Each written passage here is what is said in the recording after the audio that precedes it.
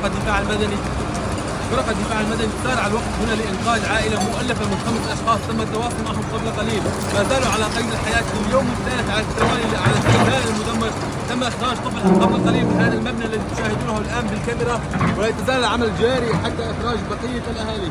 في الحقيقة الأوضاع هنا كانت حقيقية في مدينة جنديرس بريف حلب، أضرار كبيرة حتى اللحظة، يعني أكثر من 100 بناء تهدموا على الأرض، أدى إلى انهيارهم بشكل كامل بسبب الزلزال المدمر.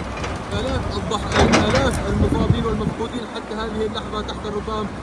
جهود قوية وسريعة من قبل الدفاع المدني والمدنيين في هذه البلدة لمحاولة إنقاذ ما تبقى تحت الركام. تشاهدون الآن بالصورة يعني هنا مجمع سكني بالكامل، تم يعني هذا المجمع بالكامل انهار إلى الأرض جراء الزلزال الذي ضرب المنطقة. اليوم هو اليوم الثالث على التوالي، وما تزال فرق الدفاع المدني والمدنيين في هذه البلدة يحاولون إنقاذ أكبر عدد ممكن من العالقين تحت الركام.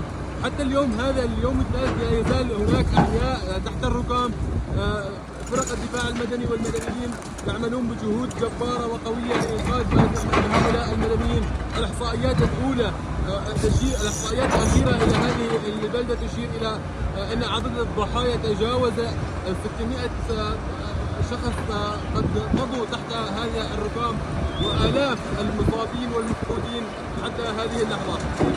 حقيقة يعني الصورة تبدو واضحة أمامكم لوصف